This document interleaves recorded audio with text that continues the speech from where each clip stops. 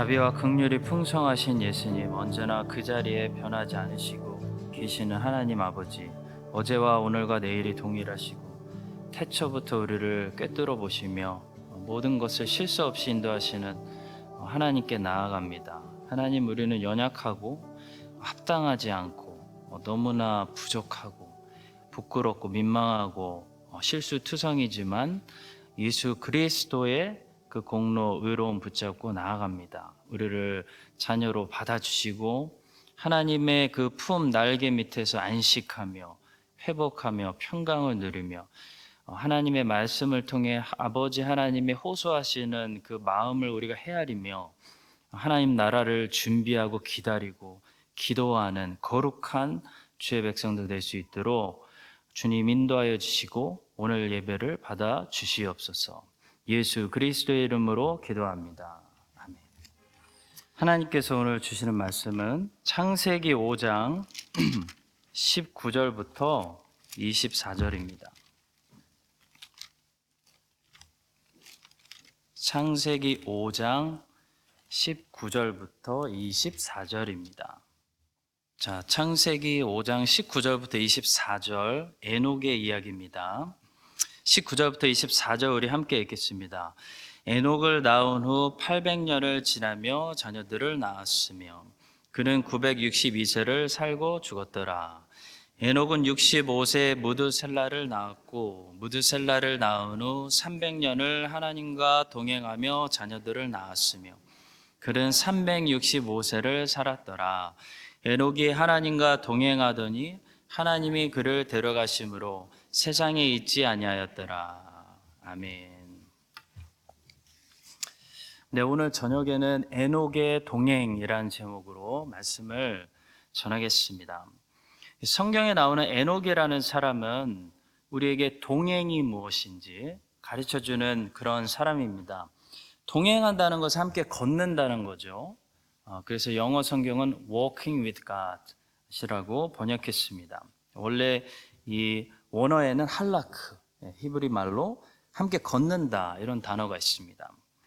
에녹은 하나님과 함께 걸었던 사람이라는 거죠. 다른 말로 하면 에녹은 하나님과 바른 관계를 가졌다는 것이죠. 성경에서 말하는 죄는 뭐죠? 하나님과 관계에 문제가 생겼다. 이것이 죄의 특징입니다. 또 성경에서 말하는 구원이라는 것은 하나님이 보내주신 예수 그리스도를 통해서 하나님과의 관계가 회복됐다라는 것을 1차적인 뜻을 가지고 있습니다. 막 영생을 누리고 복을 누리고 고통이 없는 세상에서 살고 그것은 다 2차적인 문제고요. 1차적인 것은 구원이라는 것은 하나님과 관계가 회복됐다라는 것을 말합니다. 하나님과의 관계가 회복된 이 하나님의 자녀들이 이 땅에서 신앙생활 한다는 것은 다른 것이 아니고 하나님과의 이 바른 관계를 지속적으로 유지한다는 것을 말합니다. 그래서 모든 크리스찬들은 하나님과 동행하는 것을 배워야 됩니다. 동행에 대해서 그리고 알고 싶으면 에녹의 삶을 우리가 주목해야 됩니다.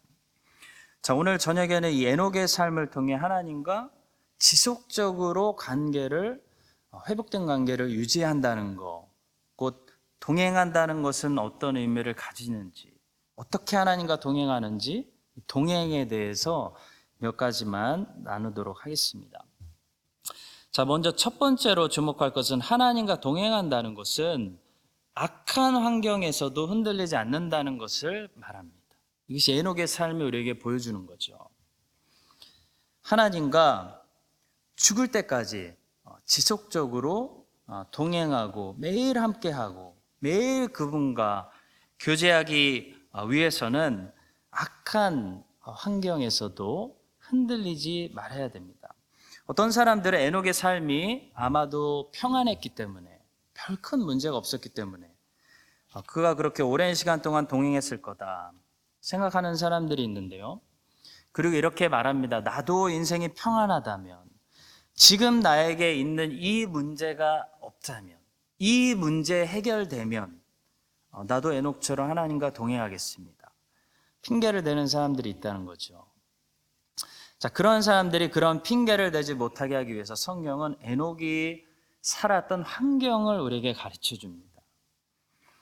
악한 환경이었습니다. 성경은 에녹이 살았던 시대가 여러분과 제가 살고 있는 이 시대보다 훨씬 더 반기독교적이고 무신론적이었다라고 말합니다. 이 에녹은 노아의 증조 할아버지인데요.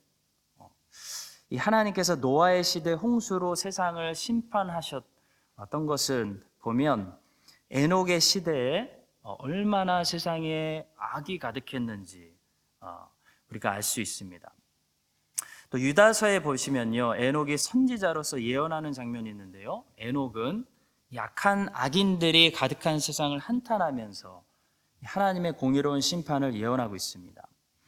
유다서 1장 14절과 15절에서 이렇게 말합니다. 아담의 7대 손 에녹이 이 사람들에 대하여도 예언하여 이르되 보라, 주께서 그 수많은 거룩한 자와 함께 임하셨나니 이는 무엇 사람을 심판하사 모든 경건하지 않은 자가 경건하지 않게 행한 모든 경건하지 않은 일과 또 경건하지 않은 죄인들이 주를 거슬러 한 모든 완악한 말로 말미암아 그들을 정죄하려 하심이라. 이런 말씀이 기록됩니다.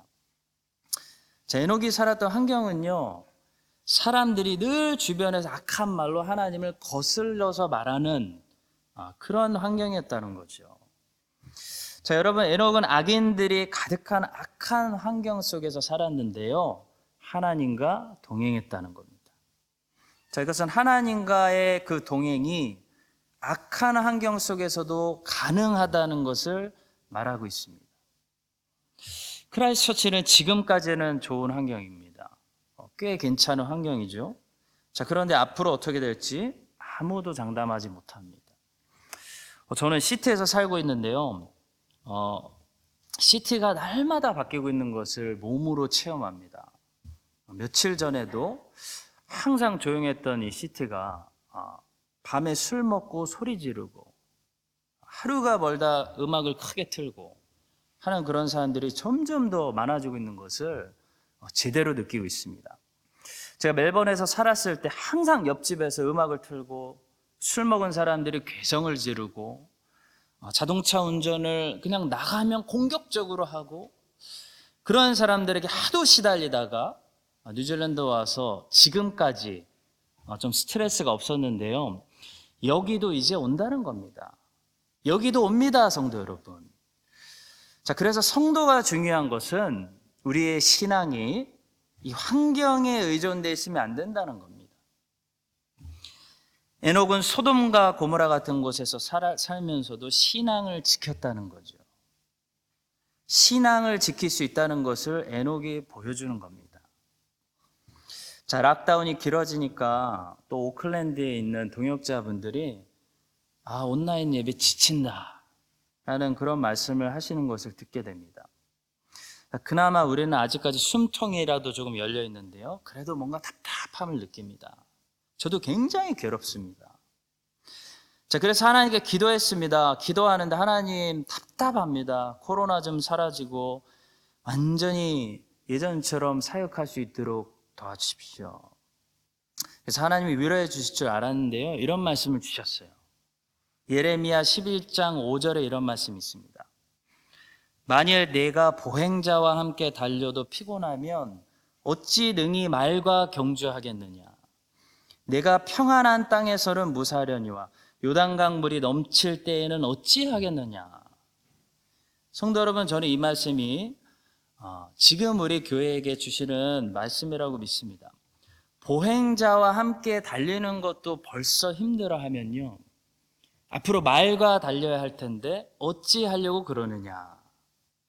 크라이스트 처치는 그나마 여전히 평안한 땅인데 그 평안한 땅에서 벌써 답답해하고 흔들리면 앞으로 요단강물이 넘치는 환경이 오면 어떻게 신앙생활을 하려고 하느냐.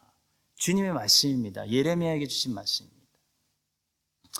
자, 지금 조금 환경이 답답해졌다고 우리의 신앙이 흔들리고 벌써 흔들리고 요동치고 하나님과 멀어지고 방황하면요, 앞으로 더 많이 은혜의 방편들을 다 빼앗기는 그런 환경들이 올 수도 있는데요, 그때 되면 다 무너진다는 겁니다.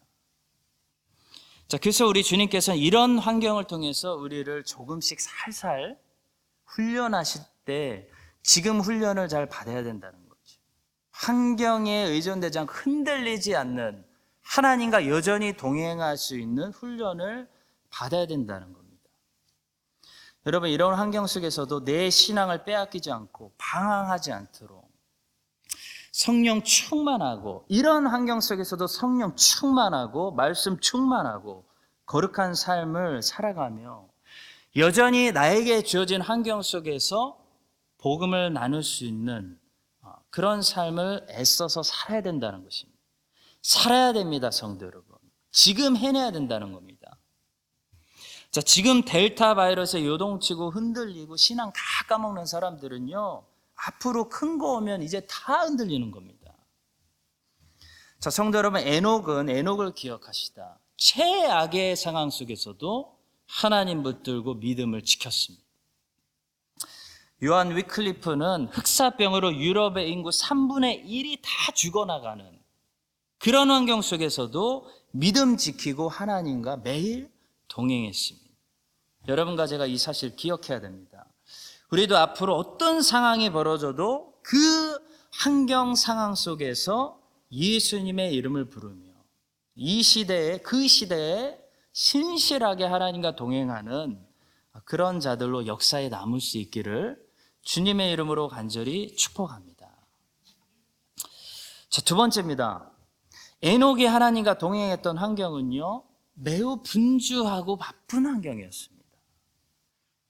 자, 에녹의 환경이 첫 번째로 악한 환경이었다면 두 번째는 에녹의 환경은요, 바쁜 환경이었습니다. 여러분, 우리는 얼마나 바쁘다는 핑계로 바쁩니다. 바빠요. 할 게 많습니다. 그래서 하나님과 지속적으로 동행할 수 없다고 말합니까? 시험 때면 실패하고 기도하지 못하고 일이 많아지면 말씀 보는데 실패하고 이런저런 세상 것들이 많이 몰려 있으면 하나님께 나아가지 못하고 멀어지고 우리의 믿음이 여전히 얼마나 환경에 의존되어 있냐는 거죠. 자, 많은 크리스천들이 사실 악한 환경보다도요, 이 바쁜 환경 때문에 하나님과 멀어지고 동행하지 못하는 것을 보게 됩니다. 자, 그런데 여러분, 오늘 말씀은 에녹을 보여줍니다. 에녹은요, 시간이 많기 때문에 하나님과 300년 동행한 사람이 아닙니다. 에녹은 일찍 은퇴하고 할 일이 없었기 때문에 하나님과 동행한 사람이 아니라는 겁니다. 에녹은요, 300년 동안 하나님과 동행하면서 자녀들을 낳았습니다. 남자로서 가족을 부양하기 위해서 열심히 땀 흘리며 노동해야 됐던 사람입니다. 그는 남편으로서 아내가 지치지 않도록 아내를 위해 늘 사랑을 충전시켜 놔야 되는 사람이었습니다. 그는 아버지로서 늘 자녀들에게 하나님 아버지의 모습을 반영해 줘야 되는 그런 매우 바쁜 사람이었다는 거죠. 우리와 똑같다는 겁니다. 많은 사람들이 바쁘다는 핑계로 하나님과 더 시간을 보내는 일을 뒤로 미루고 있죠. 제 자녀들은 항상 시끄러운 자녀들입니다. 제 자녀들의 요구사항은 끝이 안 납니다, 목사님. 제 남편은요, 목사님, 항상 기분이 엉망이에요. 제 남편의 기분이 좋다면 제가 그날 기도할 수 있을 것 같아요. 자, 만약에 저에게 좀 더 여유로운 환경과 시간이 있다면 저도 분명히 에녹처럼 하나님을 찾을 것입니다.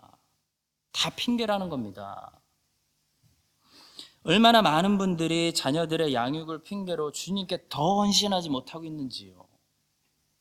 제가 몇 번 말씀드렸지만 존 웨슬리의 어머니 수잔나 웨슬리는요, 자녀들을 19명 낳았습니다. 직접 낳고 키우면서 교회 사모로서 남편과 함께 목회도 하고요. 하나님이 자기에게 주신 남편 목회 말고 자기에게 주신 달란트 개발해서 주일 저녁마다 집에서 기도회를 만들어 부흥했던 그런 여인이었습니다. 자, 성도 여러분, 에녹은 수많은 자녀들을 낳고 부양했을 것입니다. 그러나 그런 이유 때문에 하나님과 동행하고 교제하는 것을 미루지 않았다는 겁니다. 너무 바빴지만 항상 모든 일들을 주님 안에서 주님과 교제했다는 거죠. 우리 젊으신 분들, 청년들 꼭 기억하십시오. 바쁘다는 이유 때문에 하나님과 교제 뒤로 미루지 마십시오. 인생은요, 뒤로 갈수록 점점 더 바빠집니다. 지금 바쁘다는 핑계로 주님과의 교제 한 번 미룬 사람은요, 다시 그 친밀한 교제로 돌아오는데 오랜 시간이 걸릴 수도 있습니다. 인생은 뒤로 갈수록 계속 바빠지죠. 한 번 시작된 육아는 절대로 끝나지 않습니다. 지금은 아이들을 키우지만 나중에는 다 큰 성인들을 키워야 됩니다. 자, 아이들 키운다는 핑계로 주의 일들을 멀리하지 마시고 아이들 키우면서 함께 더 열심히 주의 일들을 많이 하시기 바랍니다. 그래야 아이들이 엄마 아빠의 모습 속에서 하나님을 발견하게 됩니다. 자, 하나님을 섬기는 엄마 아빠의 모습이 자동적으로 아이들에게 신앙 교육이 되는 거죠. 아이들의 세상에 하나님이 들어오는 겁니다. 자, 사람이라는 존재는 참 신기한 존재죠.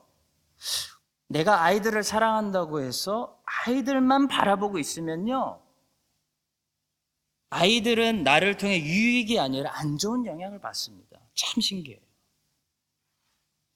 아이들을 진짜 사랑한다면 부모가요, 항상 하나님을 바라봐야 됩니다. 그러면 부모를 통해서, 하나님을 바라보는 부모를 통해서 아이들이 뭘 배우냐면 선한 영향력을 받게 된다는 겁니다. 자, 우리 교회 모든 아이들을 양육하시는 부모님들, 에녹처럼 하나님을 바라보시기 바랍니다. 하나님의 일들에 완전히 올인하십시오. 그런 주님의 종들이 되십시오. 그런 주님의 종들이 되시기를 간절히 축원합니다. 그럴 때 우리 부모님들의 모습을 보고 우리 다음 세대 자녀들이 또 예수님만 바라보는 그런 거룩한 존 웨슬리와 같은 하나님의 자녀들로 성장할 수 있게 될 줄로 믿습니다. 세 번째입니다. 에녹의 동행은요, 우리에게 어떤 도전을 주냐면, 끝까지 동행을 성공하려면 소수가 되고 혼자가 될 것을 감수하라고 말씀합니다. 큰 도전을 주는 거죠. 여러분, 하나님과 동행하는 일은 사실 다수가 끝까지 성공하는 일이 아닙니다.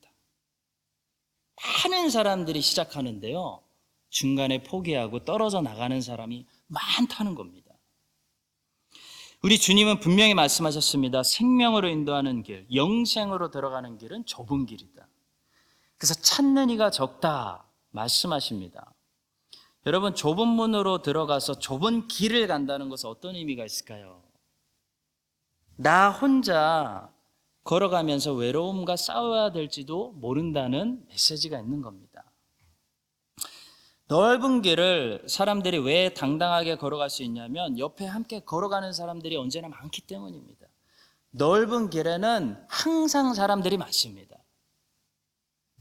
근데 좁은 길은요, 나 혼자 오랫동안 걸어가야 될지도 모르는 길이 등장한다는 겁니다. 좁은 길이기 때문에. 외롭다는 거죠. 동행자가 많이 없다는 겁니다. 그래서 어떻게 되죠? 타협하게 된다는 겁니다. 유별나지 말자. 나 혼자 유별 떨지 말자. 여러분, 세상에서 소수가 되는 느낌, 다 포기하고 떨어져 나가고 나만 혼자 남는 느낌, 나 혼자 남아서 나 혼자 싸워야 되는 느낌, 이게 엘리야가 느꼈던 고독입니다. 많은 사람들이 거기서 버티지 못하고요, 적당히 하자, 나 혼자 유별나게 살지 말자라는 말에 속아서 어떻게 되죠? 타협하게 되는 거예요. 그런데 성도 여러분, 기억하십시오. 성경이 뭐라고 얘기합니까? 누구를 소개시켜 줍니까? 어떤 사람들을 우리에게 소개시켜 주죠? 성경에 기록된 하나님의 거룩한 사람들은요, 거기서 타협하지 않습니다. 에녹은요, 모든 사람들이 죄에 쩔어서 살아갈 때 혼자서 하나님의 편에 섭니다. 그래서 어떻게 되죠? 당대에 에녹과 살았던, 장수했으니까 모든 사람들이 홍수에 멸망할 때 에녹은 이미 그 전에 하늘로 공중 들림을 받았습니다. 자, 노아도 그랬죠. 모든 사람들이 노아를 비웃고 하나님을 욕하고 악인으로 살았습니다. 근데 노아는 끝까지 하나님 말씀에 순종해서 방주에 탔다는 겁니다. 아브라함도 그랬죠. 여러분, 아브라함은요, 당시 모든 사람들이 다신론을 믿고 있을 때 혼자서 유일신을 믿었습니다. 정말 혼자서 유일신을 믿었습니다. 여러분, 당시 문화적인 눈으로 아브라함을 보면요, 아브라함은 당시 사회를 매우 혼란스럽게 만드는 급진적 유실론을 믿고 있었던 눈에 가시 같은 존재였습니다. 근데 아브라함이 어떻게 했죠? 주눅 들었습니까? 아브라함이 타협했습니까? 하나님이 왜 아브라함을 부끄러워하지 않으시고 아브라함을 자랑스럽게 생각하셨죠? 아브라함이 하나님을 부끄러워하지 않았기 때문입니다. 아브라함은 당당하게 여호와만이 유일한 하나님이라는 사실 세상에 증거하고 살았다는 거죠. 엘리야도 그랬습니다. 아합과 이세벨이 다스리던 세상, 이스라엘의 국가 종교가 바알과 아세라로 바뀌었던 세상, 7,000명과 함께 홀로 남아서 여호와만 참 하나님, 이런 사실을 끝까지 외쳤다는 거죠. 그 엘리야의 삶이었습니다. 이것이 크리스찬의 삶입니다. 소수인데요, 다수가 이 소수를 결국 이기지 못하는 이런 삶이 우리가 살아야 되는 삶이라는 것입니다. 초대교회 역사를 보시면 아타나시오스라는 분이 계셨습니다. 오늘 이 분에 대해서 좀 소개를 해드리려고 합니다. 이 아타나시오스라는 분이 살았을 때는 4세기였습니다. 그때는 이 아리우스주의라는 이단의 가르침이 있었는데요. 이 이단이 로마 제국 전체에, 로마 제국에 있는 기독교 절반 이상을 물들어 놨을 때 이분이 삶을 사셨습니다. 여러분, 아리우스주의는 한마디로 뭐냐면 성자 하나님은 성부 하나님이 만드신 피조물이다 라는 그런 예수님의 신성을 부인하는 이단입니다. 자, 당시에는 이 논리가 사람들에게 굉장히 이성적으로 들렸어요. 이성적으로 들려가지고 기독교 안에 수많은 사람들이 이 아리우스주의를 믿었습니다. 자, 그때 이 아리우스주의를 따르는 기독교인들하고 거의 반이었으니까 그것을 따르지 않는 기독교인들로 온 로마 제국의 기독교가 서로 이렇게 갈라지려고 하니까 로마 제국의 분열을 걱정했던 콘스탄틴 황제가 이 분열 문제를 막기 위해서 기독교 공의회를 열었습니다. 그것이 그 유명한 325년에 있었던 니케아 공의회입니다. 자, 이때 이 아리우스를 정죄하기 위해서 함께 토론하고 싸웠던 사람이 아타나시오스입니다. 자, 이때 아타나시오스의 맹활약으로 이 공의회에서 아리우스는 이단자가 되었습니다. 아리우스주의 잘못됐다. 잘된 거죠. 하나님의 은혜였습니다. 진리의 승리였습니다. 니케아 신경이 만들어졌습니다. 자, 그런데 문제는 아리우스주의가 이단이라는 것이 공식적으로 발표된 후에도 이미 아리우스주의를 따르고 있던 수많은 기독교인들이 그 결정된 결과를 받아들이지 않았다는 거예요. 그리고 약 100년 동안이나 계속해서 분열을 일으켰다는 겁니다. 자, 아리우스주의자들은 쉽게 사라지지 않았습니다. 그들은 권력을 사용해서 이 아타나시오스를 원수 취급하고 핍박하기 시작했습니다. 자, 그 결과로 아타나시오스는 가는 곳마다 아리우스주의자들에게 핍박을 받게 됩니다. 가는 목회지마다 거기서 추방당하게 되고요. 5번이나 사역지에서 추방당하게 되는 엄청난 박해를 받게 됩니다. 5번 추방당한 게 여러분 우리가 감이 잘 안 올 수 있는데요. 예를 들면 제가 말씀을 선포하다가 이단자로 찍혀서 모함받아가지고 교회에서 쫓겨납니다. 그래서 다른 교회로 가서 새롭게 목회를 하는데 그 교회에서도 이단자로 모함받아서 또 쫓겨납니다. 이렇게 5번 쫓겨나는 겁니다. 여러분, 보통 사람들은 5번 추방당하면요, 마음이 상해서 상처받아서 또 도전할 생각 안 합니다. 그냥 무너지는 거죠. 못하겠다, 그만두게 되는 거죠. 근데 아타나시오스는 계속해서 추방당하는데도 가는 곳마다 진리를 선포하고 이단자들을 정죄했다는 겁니다. 그래서 심지어 이 사람 때문에 이 사람을 가리키는 어떤 말이 유행했는데요. 아타나시오스 against the world. 아타나시오스 온 세상과 싸우다. 온 세상과 맞서다. 이런 말이 유행했습니다. 자, 성도 여러분, 아타나시오스가 5번이나 추방을 당하면서도 꺾이지 않고 포기하지 않고 또 일어나서 싸울 수밖에 없었던 것은요, 그가 고집이 세고 성격이 강한 사람이어서가 아닙니다. 그가 진리의 편에 섰기 때문입니다.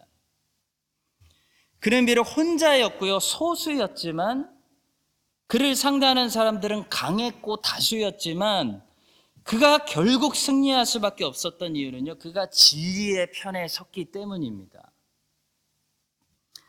성도 여러분, 에녹이 온 세상과 싸워서 에녹이 승리한 것은요, 에녹이 온 세상보다 강해서가 아닙니다. 에녹이 옳고 온 세상이 틀렸기 때문입니다.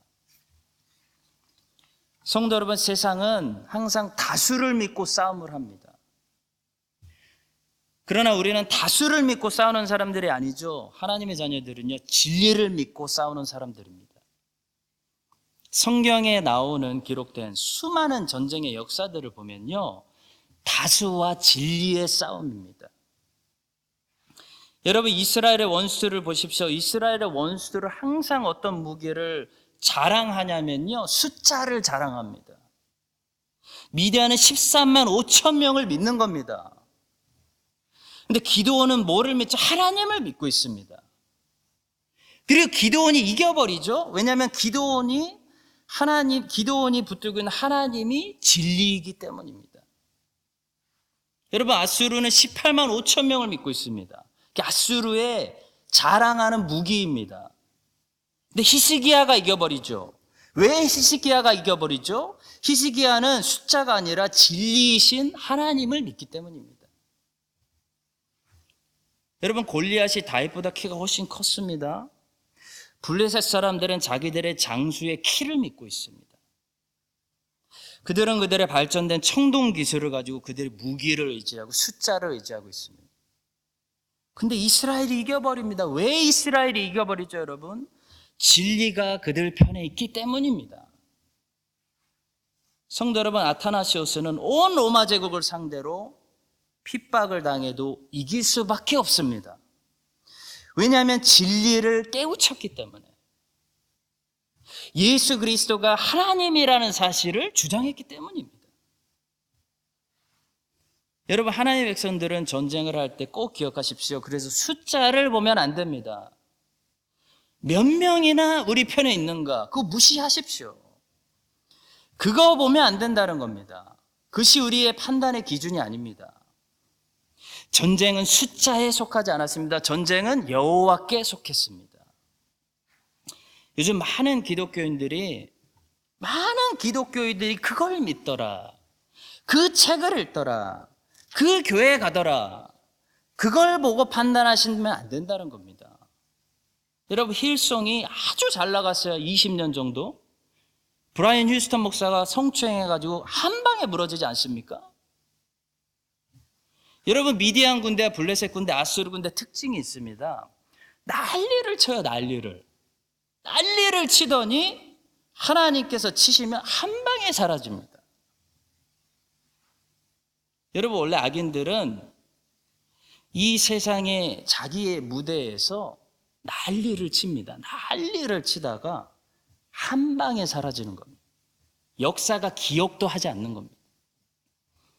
근데 진리의 편에 서 있는 자요, 진리의 편에 서 있는 자, 비록 한 사람, 그 세대에 한 사람이라도 소수가 될지라도 끝까지 하나님의 편에 서 있는 노아, 에녹, 아브라함, 이런 사람들은요, 결국 승리하고 영원히 역사에 남는 겁니다. 여러분과 제가 이 사실을 기억하고 다수의 편에 서지 말고 어제나 오늘이나 내일이나 영원히 변하지 않는 하나님의 말씀, 그 진리의 편에 서서 진리를 가지고 항상 다수를 이기는, 그래서 하나님을 세상에 드러내는 그런 승리자들이 될 수 있기를 주님의 이름으로 축복합니다. 마지막으로요, 우리가 묵상해야 봐야 할 것은 에녹의 그런 동행이 남긴 결과가 있습니다. 여러분, 우리가 하나님을 이렇게 신실하게 섬기고 이 악한 세대 속에서 하나님과 동행하고 믿음으로 승리하면요, 그 삶은 반드시 역사의 흔적을 남깁니다. 믿으시기 바랍니다. 지금 당장 근데 그게 우리 눈에는 안 보일 수 있어요. 그게 그래서 힘들어요. 못 보고 죽을 수도 있습니다, 우리는. 근데 믿음의 눈으로 보고 말씀의 눈으로 보면 어떤 결과가 보인다는 거죠. 반드시 우리의 믿음과 우리의 행동이 이 땅에 선한 씨앗을 뿌리고 선한 흔적을 남긴다는 것입니다. 여러분, 에녹은 노아의 증조 할아버지였습니다. 에녹은 중간에 하나님께 들림을 받았기 때문에 에녹은 노아를 보지 못했습니다. 에녹은 노아를 몰랐는데요, 노아는 에녹을 잘 알고 있었습니다. 에녹이 300년 동안 하나님께 신실하게 동행하고 우리 증조 할아버지가 천국으로 들림받은 그 삶을 노아는 알고 있었다는 겁니다. 에녹의 그 삶은 후손들에게 엄청난 임팩트를 남겼습니다. 그래서 창세기 6장 9절은 노아를 우리에게 소개하면서 이렇게 말하죠. 이것이 노아의 족본이라. 노아는 의인이요 당대 완전한 자라. 그는 하나님과 동행하였으며. 여러분, 이것은 에녹에 관한 기록이 아닙니다. 노아에 관한 기록입니다. 근데 노아의 모습은 에녹의 삶과 닮아 있죠. 그는 당대 완전한 의인이었고 하나님과 혼자라도 동행했습니다. 자, 노아가 어디서 이런 삶을 배웠을까요? 에녹으로부터 배운 거죠. 에녹이 악한 세대 가운데서도 하나님과 동행하는 삶의 모습을 보여주니까 증손자가 그걸 그대로 배우는 겁니다, 여러분. 그래서 노아는 어떤 사람이 되죠? 방주를 만들어서 온 세상의 생명을 보존하는 그런 사람이 되었습니다. 사랑하는 성도 여러분, 우리가 오늘 이 악한 세대 가운데서 믿음으로 하나님과 동행하고, 아무도 안 보는 것 같아도 믿음으로 하나님과 동행하고 세상과 싸워서 승리하는 모습은요, 지금 아무도 못 볼 수도 있습니다. 세상 사람들 내가 그렇게 산다고 알아주는 거 아닙니다. 여러분과 제가 지구 이쪽 편에서 열심히 세상과 싸우면서 거룩을 지켜내고 거룩하게 살아간다고 해서 우리가 뉴스에 나오는 것은 아니라는 겁니다. 세상은 꿈쩍도 하지 않죠. 내가 그렇게 산들 세상 별하지 않습니다. 누가 알아줄까요? 알아주지 않을 수도 있습니다. 그러나 여러분, 우리가 이 세대에서 여러분과 제가 나의 위치에서 하나님 앞에서 거룩하게 살아가려고 신실하게 발버둥 치면요, 하나님이 보신다는 겁니다. 하나님은요, 지금 이 시간에도 세상 구석구석에서 에녹처럼 살아가고 노아처럼 살아가며 하나님을 찾고 하나님과 동행하는 사람들의 삶을 놓치지 않으신다는 겁니다.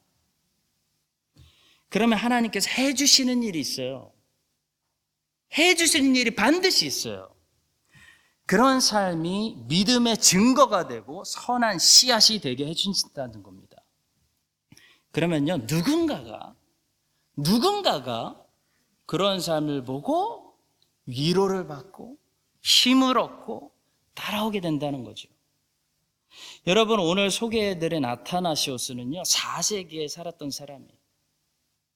우리와 1500년 떨어진 사람이에요. 여러분, 아타나시오스가 1500년 후에 지구 저 끝에서 자신의 이름이 설교되어지고 누군가가 자신의 삶을 보고 힘을 얻고 도전받고 하나님과 더 동행하려고 결단하게 될 거라는 것을 이 사람이 상상했겠습니까? 여러분, 에녹은 자기의 증손자가 하나님과 동행하고 세상과 싸우고 하나님께 인정받아서 방주 만들어서 세상 구할 거 알지 못했습니다. 그냥 자기의 삶에 충실했습니다. 마찬가지로 여러분과 저는 알지 못해요. 알지 못하고 그냥 죽을 수도 있어요. 그러나 여러분과 제가 하나님 앞에서 세상과 싸워서 거룩하신 하나님과 동행하기로 오늘 결단하고 내일 결단하고 매일매일 충성스럽게 살아가면요, 하나님이 기억하신다는 겁니다. 하나님이 믿음의 증거가 되게 하신다는 겁니다. 오늘 우리의 삶을 먼 미래에서 누군가가 지켜보고 있다는 사실을 기억하시기 바랍니다. 지금 우리 자녀들이 아직 애기들이고 어린 것 같지만요, 오늘 우리가 어떻게 사는지 여러분과 저의 삶을요, 우리 자녀들이 나중에 성인이 돼서 성인이 된 우리 자녀들이 오늘 우리가 엄마 아빠가 어떻게 살아가는지 지금 바라보고 나중에 배우거나 실망하거나 할 것이라는 것을 기억하시기 바랍니다. 이 사실을 기억하고 에녹처럼 거룩하신 하나님과 동행하기 위해서 오늘도 세상으로부터 우리를 지켜내고 하나님께 온전히 우리의 삶을 드릴 수 있는 여러분과 제가 될 수 있기를 예수 그리스도의 이름으로 기도하고 축복합니다.